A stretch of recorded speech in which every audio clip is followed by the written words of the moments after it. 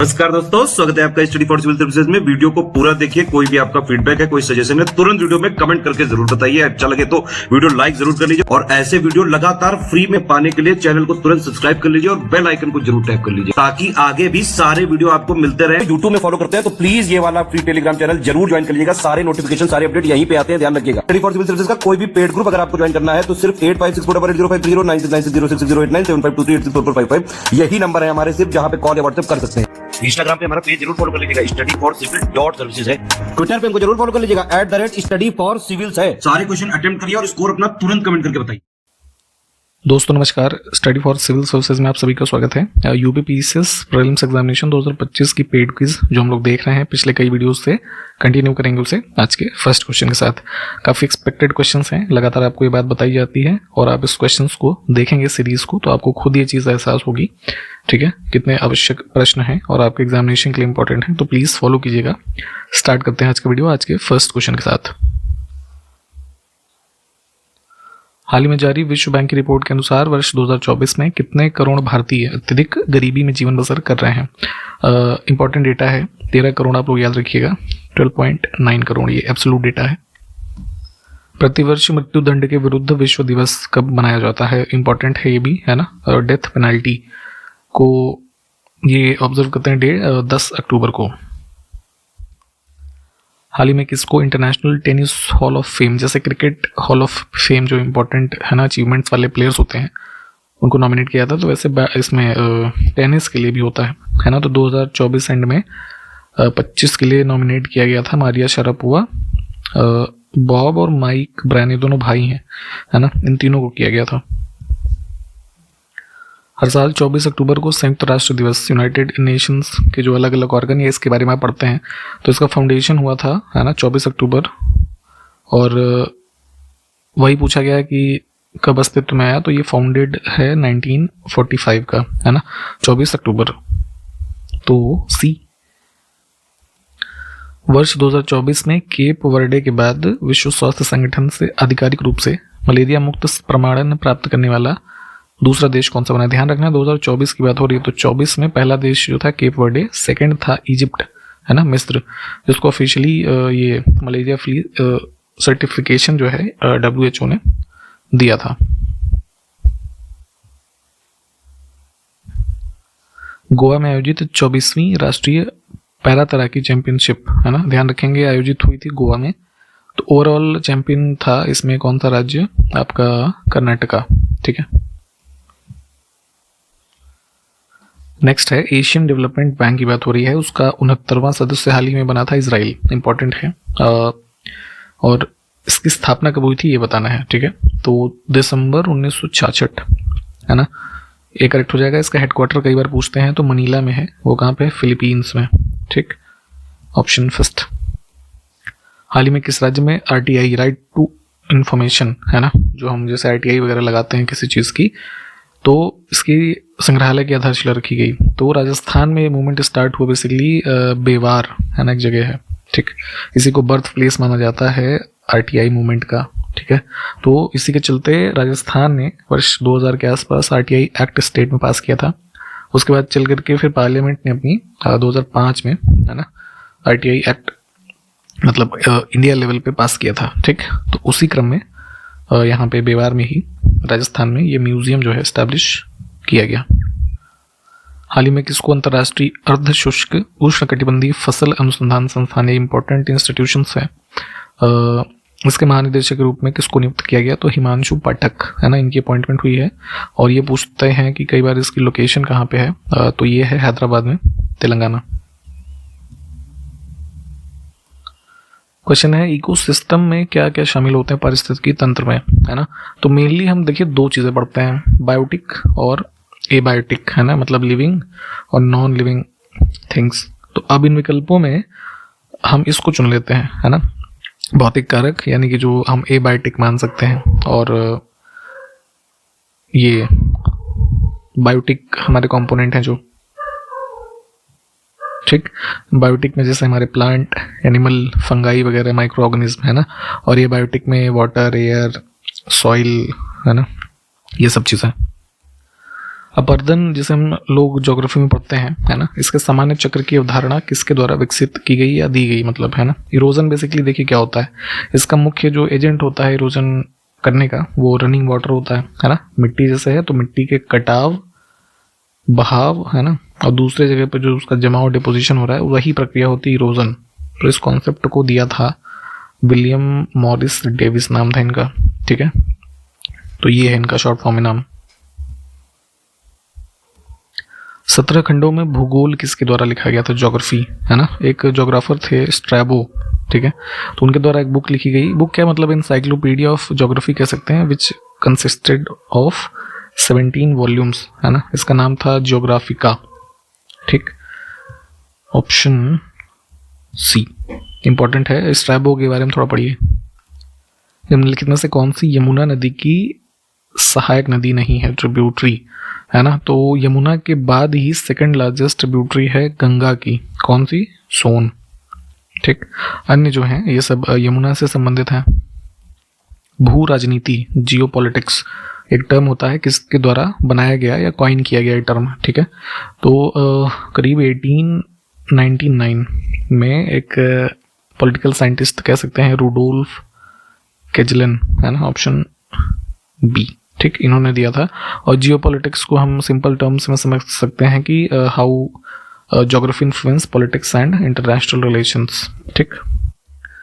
मानव आंख जो हमारी है, किसी वस्तु का प्रतिबिंब उसमें कहाँ पर बनता है, आंख में जैसे प्रकाश मान लीजिए चला, ठीक है, तो सबसे पहला टर्म होता है कि कॉर्निया जो है हमारा लाइट को जो आंख में प्रवेश करी उसको बेंड करती है, और वो बेंडेड लाइट, है ना, जो है लेंस के द्वारा फोकस की जाती है रेटिना पे, ठीक है।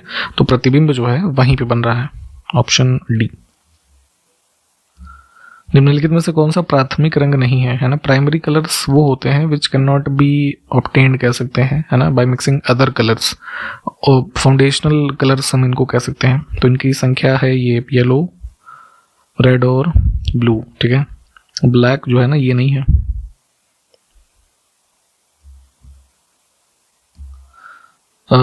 हीट का ट्रांसफर, है ना, कुछ माध्यमों से होता है जिसमें से एक है कन्वेक्शन। तो ये किस मीडियम में हो सकता है, ठीक है। तो कन्वेक्शन में बेसिकली जो हमारा हीट का ट्रांसफर होता है ना, वो मूवमेंट ऑफ हीटेड पार्टिकल्स हम कह सकते हैं इन द फ्लूइड, इसके माध्यम से होता है, ठीक है। तो गैस और लिक्विड, है ना, ये दो मीडियम होंगे इसके। देखिए चमगादड़ होते हैं, आपने कभी देखे हों, ठीक है, तो मोस्टली रात में आपको ये दिखेंगे। तो ये होता क्या है कि क्वेश्चन है कि किस प्रकार की ध्वनि तरंगों के परावर्तन का उत्सर्जन और अनुसंधान करके शिकार को खोजते हैं और अंधेरी रात में उड़ते हैं, है ना। तो ये इसी की माध्यम से हमारा जो ये अल्ट्रासोनिक साउंड वेव्स होती हैं इसका उत्सर्जन करते हैं उड़ते समय। तो वो जैसे, है ना, ऐसे मान लीजिए निकल रही है, तो आज सामने से अगर कोई शिकार इसका जो जिसको ये खाएगा, है ना, या अन्य जो कीट है उससे टकरा करके जो फिर वो रिफ्लेक्ट होकर के इसको पता चलती है, तो ये समझ जाता है ना, कोई भी बैट की यहाँ पे हमारा ऑब्जेक्ट है, उसका शिकार करता है, ठीक है। और यही इसको सुगम बनाती है उड़ने में रात में। तो ऑप्शन फर्स्ट। आप लोग ह्यूमन डेवलपमेंट इंडेक्स जैसे पढ़ते हैं या अन्य ह्यूमन डेवलपमेंट से संबंधित जो कॉन्सेप्ट या आजकल जो इंडेक्सेस वगैरह आ रहे हैं उसके बारे में जो पढ़ते हैं, तो सबसे पहले इस कॉन्सेप्ट को किसने दिया था, इस अवधारणा को, ह्यूमन डेवलपमेंट, मानव विकास की अवधारणा। तो पाकिस्तानी इकोनॉमिस्ट थे महबूब उल हक, है ना, सबसे पहले इनके द्वारा ये कॉन्सेप्ट दिया गया है, ऑप्शन बी। एक क्वेश्चन आपसे यहीं पे है, किस ईयर में, है ना, ये कॉन्सेप्ट बताया था इन्होंने, कमेंट करके बताइएगा। सिंधु घाटी सभ्यता से कई सारे हमें एविडेंसेस मिलते हैं जिसमें से कई सारी उसकी विशेषताएं हैं, यूनिकनेस है कह सकते हैं। तो इसमें से सबसे विशेष महत्वपूर्ण जो विशेषता क्या है ना, तो जो भी इमारतें हमें मिली हैं, है ना, ईंटों से बनी है ना, पकी हुई ईंटों से। चोल डायनेस्टी की इंपॉर्टेंट डायनेस्टी है, तो इसके कई सारे इंस्क्रिप्शन से हमें एविडेंसेस जो इन्फॉर्मेशंस मिलती हैं, उसमें से एक ये पूछा गया है कि which type of land is gifted to temples, उसको क्या बोलते थे, है ना। तो 3-4 चीज़ें मैं बता दे रहा हूँ सारी। ये तिरुनामा टुकनी या फिर देवदान, ये होता था जो मंदिर को एक तरीके से लैंड का पीस दान में दिया जाता था। अब जैसे वेल्लन वगाई है, ठीक है, तो ये नॉन ब्राह्मण जो पीजेंट्स होते थे उनके लिए होती थी। शाला भोग जो है एक कह सकते हैं स्कूल के मेंटेनेंस के लिए पीस ऑफ लैंड होता था। ये सारे लैंड के ही टाइप्स हैं, ठीक है। ब्रह्मदे लैंड गिफ्टेड टू ब्राह्मण कह सकते हैं। एक होता था पल्ली छंदम, ये जैन इंस्टीट्यूशंस को लैंड दिए जाते थे। ठीक, तो सारे ध्यान रखिएगा प्लीज। नेक्स्ट है अमाइचर शब्द का वर्णन संगम काल के दौरान किसके रूप में किया गया है। संगम, ये जो विजयनगर टाइम पीरियड आप देखते हैं, ठीक है, तो मिनिस्टर्स को रेफर करता था अमाइचर। और एक टर्म जैसे पूछते हैं ये अंतनार, है ना, इसको ध्यान रखेंगे, ये पंडित के लिए यूज होता था, है ना, प्रीस्ट। और एक होता था ये थुथार, है ना, ये जो है किसी दूत के लिए, एनवॉय, है ना, इसके लिए रेफर होता था। ये 2-3 इंपॉर्टेंट है जो पूछे जाते रहते हैं लगभग। सिलप्पाधिकारम एक तमिल महाकाव्य है, इंपॉर्टेंट, किसके द्वारा लिखा गया था, ये इलंगो अदिगल, ऑप्शन डी। प्राचीन भारत में संगम क्या होता था। संगम जो टर्म है ना, ये रेफर करता था तमिल जो हमारे कवि वगैरह होते थे, है ना, तो इनका एक कह सकते हैं असेंबली या फिर गैदरिंग, है ना, ये हो गया। अभी जैसे आपको अब रिसेंट में भी एग्जांपल बताते हैं, काशी तमिल संगम का आयोजन होने लगा है ना, लास्ट ईयर भी हुआ था, मतलब 2 बार हो गया, इस बार 3रा एडिशन का होगा, है ना, वाराणसी में ये आयोजित किया गया था। ठीक, तो दोनों जगहों की, है ना, पौराणिक जो विरासतें हैं, संस्कृतियां हैं, उसका एक तरीके से कह सकते हैं फर्दर जो है प्रमोशन या कह सकते हैं उसको सेलिब्रेट करते हैं इस आयोजन के माध्यम से।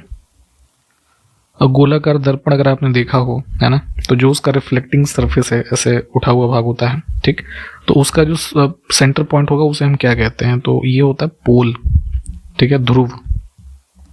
एक बार इसका ना इमेज प्लीज सर्च करके देखिएगा, जैसे पेड ग्रुप में हमने जो दी है पीडीएफ साइंस की, उसमें देखेंगे इसका इमेज वगैरह आपको मिलेगा।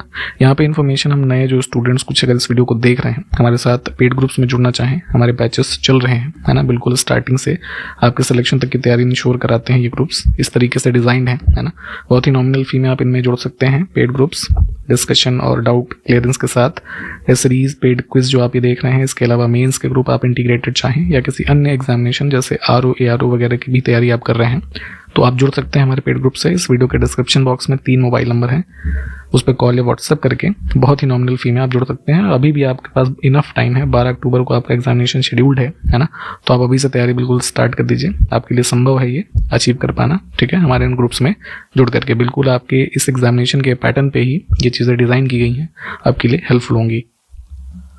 नेक्स्ट है आधार स्तर, बेस लेवल, एक कॉन्सेप्ट होता है जियोग्राफी में रिवर्स के रेफरेंस में, है ना, तो ये किसके द्वारा बताया गया, तो अराउंड जो है 1875 में, है ना, ये थे आपका ये JW पॉवेल, इन्हीं के द्वारा बताया गया था। बेसिकली क्या है कि जैसे रिवर कोई है किसी लार्जर वाटर बॉडी में जब मिलती है, जैसे फॉर एग्जांपल कोई नदी है सी में मिलेगी जाकर के, है ना, तो एकदम लास्ट लेवल पे, है ना, द मिनिमम लेवल जहाँ तक वो रिवर उस लैंड एरिया को इरोड करती है वही होता है बेस लेवल, है ना, उसके बारे में बताया था।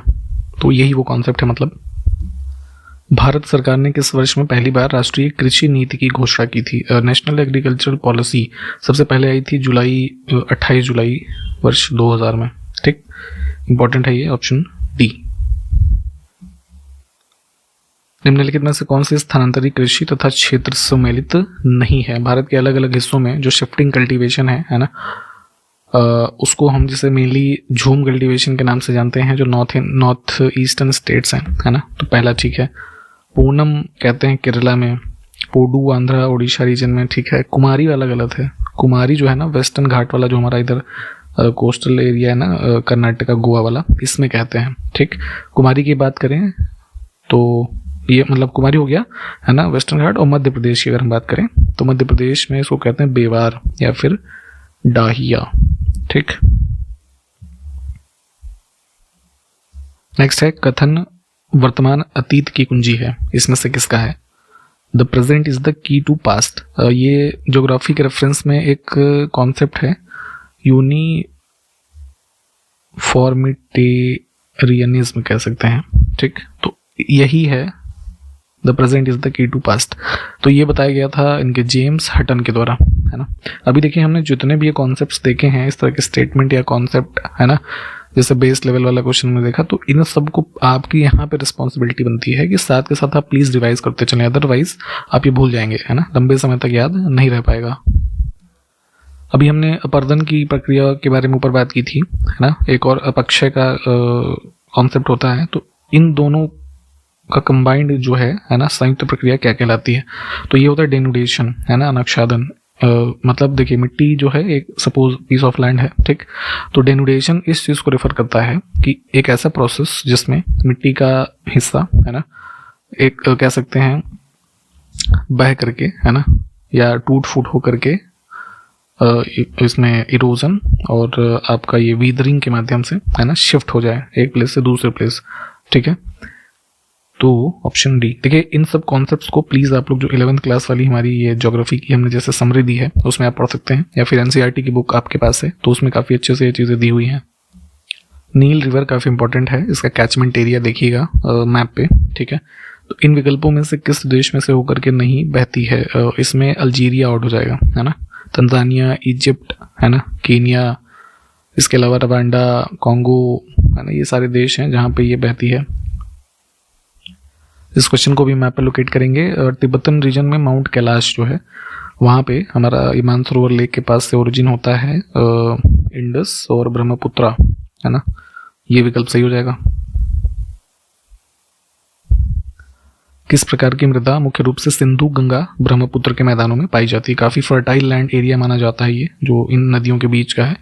एलुवियल सॉइल होती है ये इन क्षेत्रों में।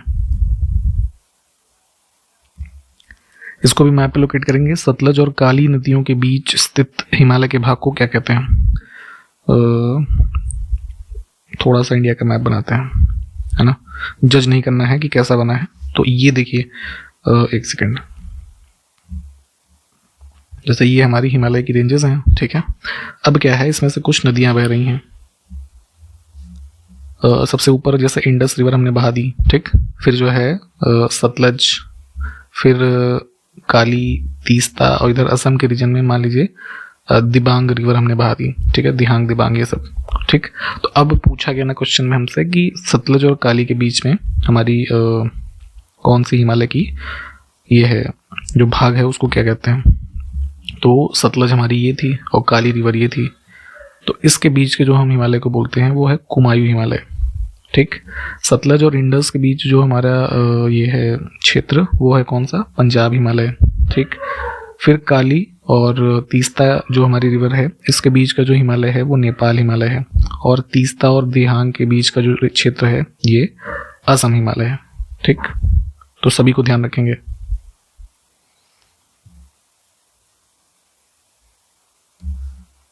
इनमें से कौन सा दर्रा कुल्लू घाटी को भारत के हिमाचल प्रदेश के लाहौल स्पीति घाटियों से जोड़ता है? ठीक है, मैप पे लोकेट करेंगे से ये है रोहतांग पास।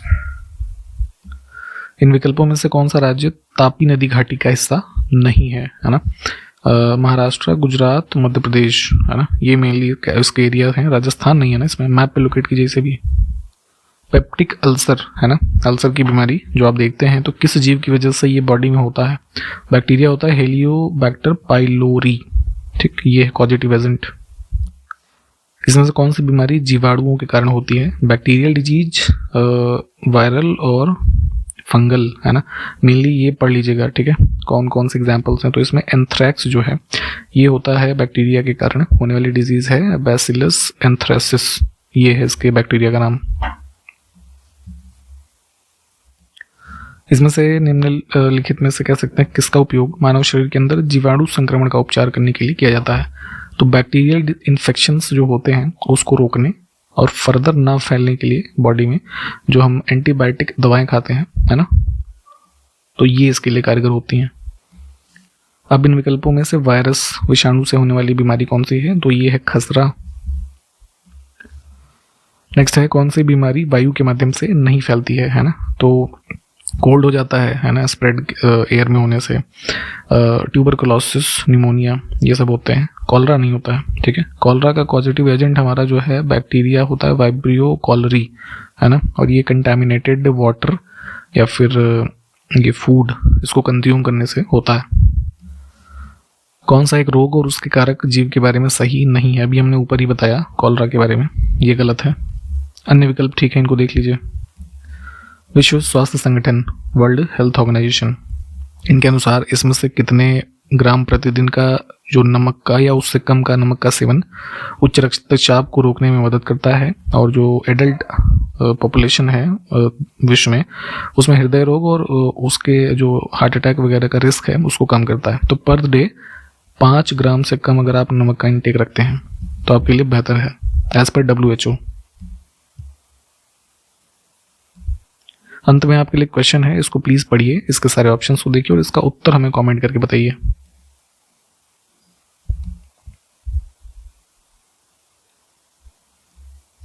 ठीक, इसका उत्तर A, B, C या D में से क्या है, आप इसको देख लीजिए और हमें कमेंट करके बताएं। पेड ग्रुप्स में अगर आप हमारे जुड़ना चाहते हैं तो उसकी जानकारी इस वीडियो के इंट्रोडक्शन वाले पार्ट में या फिर इस वीडियो के डिस्क्रिप्शन बॉक्स में जो मोबाइल नंबर है उस पर कॉल, 3 मोबाइल नंबर हैं, कॉल या व्हाट्सएप करके मिल जाएगी। आपके पास बहुत सारा समय है, प्लीज़ आप लोग अभी से सीरियस हो जाइए और पढ़ाई पे ध्यान लगाएं, है ना। आपका ये लक्ष्य बिल्कुल अचीव हो सकता है हमारे साथ, ठीक है। इन्हीं सब बातों के साथ हम समाप्त करते हैं। नेक्स्ट क्वेश्चन हम अगले वीडियो में देखेंगे। तब तक के लिए नमस्कार, जय हिंद।